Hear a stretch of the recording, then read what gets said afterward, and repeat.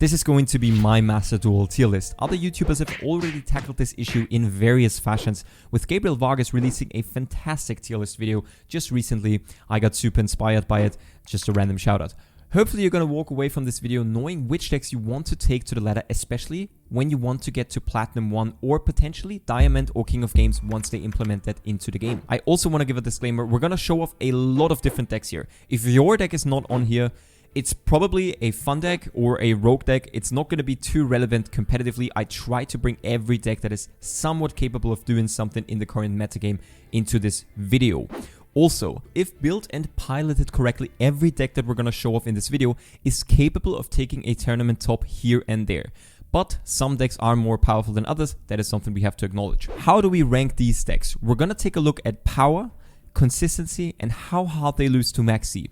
If your deck is very powerful and very consistent, and in addition to that, it doesn't really lose to Max C that hard, or it has measures to go around it, it's probably in the S tier, maybe in the high A tier. If it's powerful and consistent, A tier. B tier, if it lacks one of the things, if it's very powerful but not that consistent, or very consistent but it struggles with its power, the B tier is going to be there. And Rogue and Fun are sort of like the decks that you're going to see here and there, and you can still sometimes take a top with it, but it's going to be quite hard. Let's start with Burning Abyss. It's the first B tier. You can set up a reasonable board going first with IP Masquerena and Beatrice under it. So going first, it has a reasonable game plan, but it's not unbreakable. Going second, they have struggles because they're not as powerful as other decks, but they're very consistent. Next we have Ignister. It's also a B tier archetype. It's very consistent but lacks a lot of power.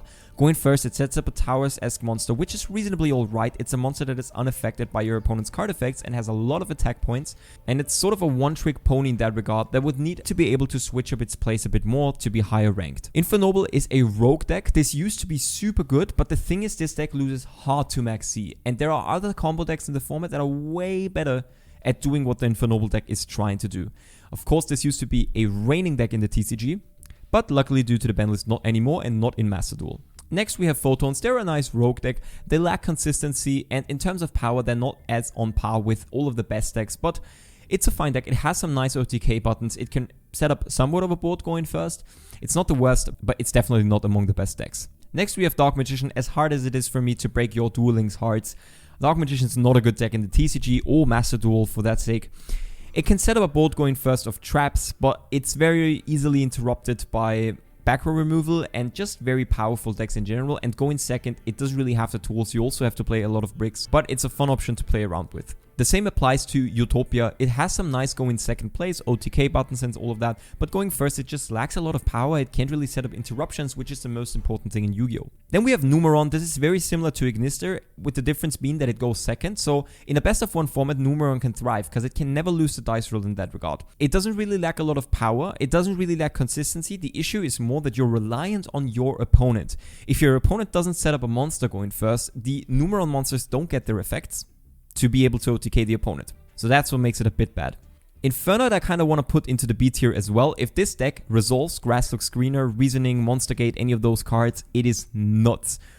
Consistency issues though. If you don't open those cards, it's a brickfest. Not too good, but very, very powerful once it gets to resolve these cards. Endymion I would put in the B tier. This is a reasonably alright deck that loses very hard to Max C and cannot afford to play any going second cards like hand traps in the main deck, and that's why in the best of one format this is not too good of an option, but it has a lot of power and it can set up a very, very good board going first. Lunalight is also a B tier deck, I would say. It's not the best. It has a lot of consistency. It suffers a little bit power maybe. Rank 4s are not really the go-to thing anymore. Even though Tiger was banned in the TCG, probably for good reason at the time, it's not really as good anymore. Even though I think this could maybe be at the top of B tier, just for it being a very consistent deck and it also having some going second aspects built into the deck. Harpies are the definition of a fun deck. It's fun, it doesn't really do a whole lot. Going first, you cannot set up anything crazy. Going second, you cannot do anything crazy, but you can mix it with the Tri-Brigades, which makes it playable in my opinion. Fluffle, I would put in the Rogue tier. So this has a lot of power because it can set up VFD as far as I know going first, but the problem is a lot of consistency issues, even more than with some of the decks we have here in the B tier. That's why I would put it in Rogue. Madolche is a B tier archetype. This suffers from consistency in my opinion. With Small World, this deck would become a lot better, which is a card that is only released in the TCG so far, not in Master Duel. And this deck suffers a lot of power, so it doesn't really have the best place going first. Even though your board, you just put a lot of cards on board, but they don't really facilitate any real interruptions to disrupt your opponent on their turn. Subterra fits nicely into the Rogue tier. It was a deck that was always played with Dragoon in the TCG, but Dragoon is banned in this game, and going second, this deck doesn't really do a lot. Monarchs are also in the Rogue tier. This has a lot of consistency issues, and even the power plays are not powerful enough to give it a B spot. DDD is reasonably good at all things, but it's just lacking in everything as well. So I would put it in Rogue, probably. This gets a lot of support in Master Duel, probably in the future. In the TCG, new cards have been released recently, where this is one of the most underlooked decks in the game, in the TCG game right now. But in Master Duel, this is still suffering a lot from Maxi also being in the format. Tri-Brigade Lilith, so this is one of the decks that I would put in the A tier now. This deck is very good going first, can set up a almost unbreakable board, and then going second. It also has a lot of ways to break boards with Zeus. The thing is, this loses kind of hard to Maxi, more than other decks that we're going to look at later. At Emancipator, so this would be a high A tier for me. I wouldn't put it in the S tier quite yet. I still think that this deck loses to Maxi as well. But the fact that, like, how crazy your board can be when you go first, even if you eat Maxi, is actually crazy. You can put up Buster Lock, you can put up multiple negation. It's pretty nuts. Block Dragon at 3 is just a crazy card. Then we have Sharks. Sharks is a rogue deck in my opinion. It loses to Maxi as well, very hard. It doesn't have enough power. It's quite consistent, but yeah, it just lacks a lot of power. Blue Eyes, I've mentioned earlier, is a fun deck to me. It's reasonably alright to play around with, but not the best at all. Paleozoics I would put to low B tier. If they draw Grasslook Screener, as in every deck that can play that card, it's amazing. But it's not as consistent, and it doesn't really have the most powerful plays. However, sometimes it can just steal a game here and there. Cyber Dragons are a nice B tier deck in my opinion. I actually think, in comparison to many other people, I feel like Cyber Dragons is not too bad. Like, going second, it has a lot of options. Inherently, it is a going second deck. And going first, the Trap card plus Infinity is quite deadly. It still suffers a lot from not being consistent enough, but it's a nice B tier deck. The Cyber stack is probably a Rogue or B tier. This is kind of weird. I don't really know this deck too well. Maybe I'm doing something wrong here. Maybe I'm not doing it justice, but I would put it in Rogue. It's not powerful enough to really do anything. Mech Knights are a nice Rogue deck. You're reliant on your opponent doing stuff because they need to put cards in the column. If you don't open too nice, that's why I would put it in Rogue. It's reasonably alright. Heroes are a B tier archetype in my opinion. It can put up Dark Law, which is one of the craziest cards in Yu-Gi-Oh! And it is fairly consistent, but it also plays a few bricks, and going first, it doesn't put up a unbreakable board. ABC is probably low Rogue. I wouldn't put it in Fun. ABC has problems because Dragon Buster is at 1, which is the main focus of the entire deck. In an ideal scenario, you would want to put out 2 to 3 every single game. So until that card gets to 2 or 3 in the game, it's not going to do a whole lot more. But if it were to go to 2 or 3, probably to B tier here in the middle. Necros is a Rogue deck, I would say. This deck hasn't seen any play in the TCG for the last 4 to 5 years when I started playing again. Maybe with the Dogmatica variant, this is alright, but the Necros cards, they're too reliant on interacting with your opponent rather than just putting up a crazy board going first. So this is a 60 card Thunder Dragon, Grasslook Screener type of deck, and I would put this in A tier. The reason only in A tier is because it lacks some consistency, but it is consistent enough to put up a crazy board going first with Apollosa, Colossus, and so on. We've already featured this on the channel. Going second, if you draw Grasslook Screener, Reasoning, any of those crazy power spells, which you play a lot of, Desires even, it can break boards, but it loses a bit to Maxi. You play 60 cards, so you're not as likely to draw an out to Maxi. So that's why I put it in the A tier. Probably low A tier, but it's a very good deck, and I think you can take this to a tournament right now. Trickster is definitely fun, I would say. Light Stitches is one, as well as Reincarnation, which I've seen just before making this video, which is pretty crazy. Spiral is an easy A tier. So the reason being, Spiral has access to all the combo cards it needed ever, basically. It loses a bit to Maxi, of course, as every combo deck, but the board going first is so crazy, and if they don't draw Maxi, they instantly lose, and it has a lot of tools going second with Spiral Agent, Tough if you play it, and Sleeper also being able to pop cards your opponent control. So this is a crazy combo deck. And as you can see already, the combo decks are doing very, very well on the tier list. It's just because in a best of 1 format, if you go first and you have a crazy combo you can play, you basically win all the time. And if your deck is consistent on top of it, it becomes quite crazy. Inspector Border stands for a stun deck, but stun is no fun. That's why we put it in the fun tier, I suppose. Stun decks are just not what they used to be in like 10 years ago maybe. They're just not as good anymore. They can't put up enough interruption going first sometimes, and going second they just can't play at all. So Blackwing is maybe Rogue. It can also put up, just like Ignister, a Towers-esque monster, but if they don't draw their starters, which can happen quite a lot of times, they just instantly lose, basically. Thunder Dragon, you already know, is probably high B tier in my opinion. The Colossus with the Buster Lock is crazy enough to be able to win most of the time. Your opponent has to draw very specifics out to it, and it is reasonably consistent.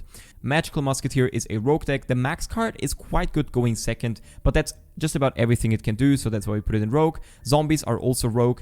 They're fine, as always. Zombies are fine, right? Sort of this anti-meta strategy, but they're not consistent enough by a landslide, and they're not powerful enough either. Altergeist is in the rogue tier as well, just because Multifaker is at 1, so it suffers a lot from consistency, and powerful enough in comparison to the A tier archetypes, probably not really. The Tenyi deck is also a rogue deck. This is very free to play friendly, that's why I like it, and I want to give it the rogue spot. I also think that even without Sword Soul cards, this is okay. Like, you can at least play this. Plunder Patrol suffers a lot from consistency, but it has decent power, and that's why I put it at the top of rogue. It suffers a lot of consistency. But once the Brave token cards come out, this will be quite good. This will probably go to B tier.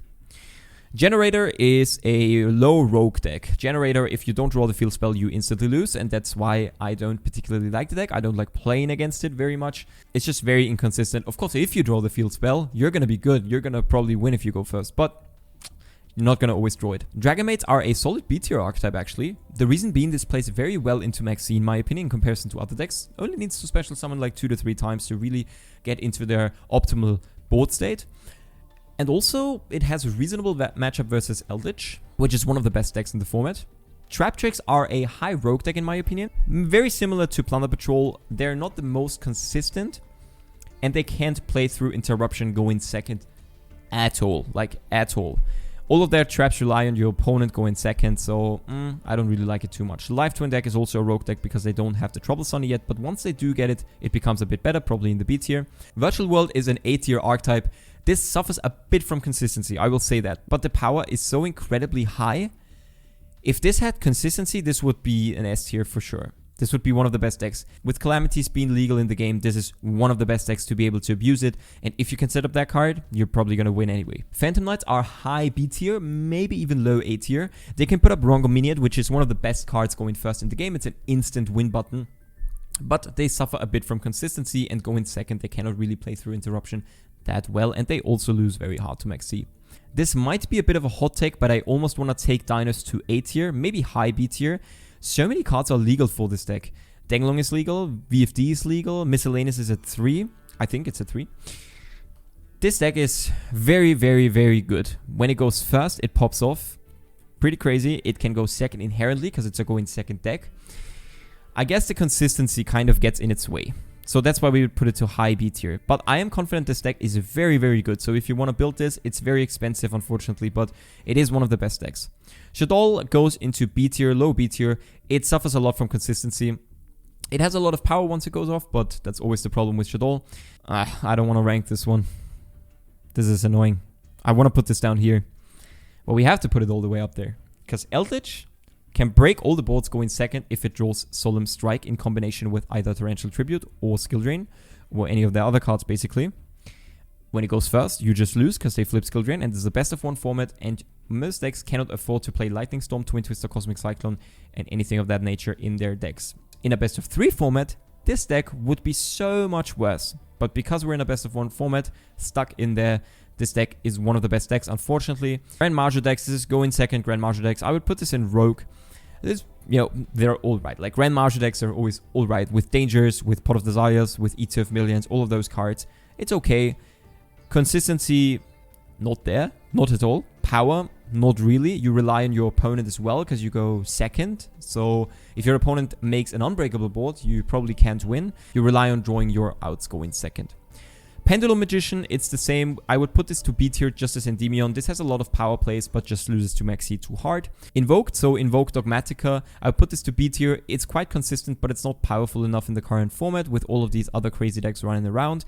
Even though Schism is nice, it also plays a lot of bricks. Phantasm Spiral, it's a fun. This is literally a fun deck. Like, if you want to play this to annoy your opponents, this is the best way to do it, aside from Mystic Mind probably or Eldlich. This is annoying, but it's a fun deck. Like, it doesn't really do anything too bad, and I mean, I guess the concept is kind of cool with all the normal monsters, but it's not really relevant. The Dogmatica Pure deck with the Ritual is probably fun. Going first, the Ritual cards are not good enough. The Dogmatica cards themselves are reasonably alright, and you can play Shaddolls with it and play Schism. But going second, you will have a lot of issues, especially with Nadir Servant being at 1. Dragonling, just as in the TCG, always a solid A tier. Very powerful, very consistent. Loses a bit to Max C, but it can play a lot of non-engine cards to sort of even that out. It's a very good deck. Machina, sort of pure Machina. I would put this to Rogue or Earth Machine, or however you want to call that.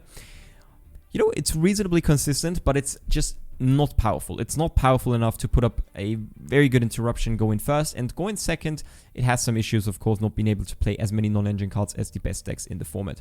Drytron is an S tier because it's the best combo deck in the format. 3 Ben 10 is all you need to know about this deck. It's like, I want this deck to be hit already. For now, it's not too bad because there are no tournaments and no events, but I think as soon as they implement tournaments in the game, you will need to hit this ASAP, because everyone will be on this deck or Eldlich. With a best of 1 format, it's pretty annoying. Pure Zodiac. Pure Zodiac is a nice B tier deck. Can play a lot of non-engine cards, but it relies a bit too much on Zeus, and Zeus is at 1 in the game, so that makes it a bit worse in terms of power, but it's quite consistent, of course. Unchained, it's very consistent, but it's not as powerful as the other decks. It has a hard time outing cards that can't be targeted, can't be destroyed by card effects, stuff like that. So that's why I would put it to the B tier. Megalith are reasonable into bolts going second, and they are somewhat consistent enough to be put in the Rogue tier. And they're also very free to play friendly, that's why I want to give this deck a little bonus. Karakuri is probably a fun deck because it loses way too hard to Max C, and it sort of tries to do the same thing as all of the other combo decks. It just does it a lot worse. Mermail, and it also loses too hard to Max C, that's why I want to put it to Rogue. You see, with all the worst combo decks, quote unquote, right? You have your good combo decks up here, but you have your sort of worst combo decks with Megalith, with Mermail, Infernoble, Karakuri. They just lose too hard to Max C. They cannot afford your opponent to draw that many cards. That's why we put it to Rogue. True Draco has a lot of consistency, but is not as powerful. Going second, this used to be a good deck, but versus the crazy combo decks you face nowadays, it's just not there anymore. And with Masterpiece being banned, the main boss monster of this deck, it becomes a lot worse. So that's why I would put it to B tier. Zephyra is a rogue deck, not enough to stop your opponent, probably most of the time. And going second obviously doesn't do a lot and loses to Maxi just like any other Pendulum archetype. Sky Striker is an A tier archetype for sure. In a format where you don't know which decks you're going to face on the ladder, especially when it's best of 1, Sky Striker really flourishes because the non-engine cards you can play in this deck are very high, play a high number of non-engine cards, and the deck itself is a toolbox. It can deal with a lot of different things going first and going second. It does enough in order to stop your opponent. Now, if this deck goes first and you get hit by one of those combo decks, sometimes you're going to lose for sure if you don't draw enough non-engine. But in general, this deck is very good because it can go first and second.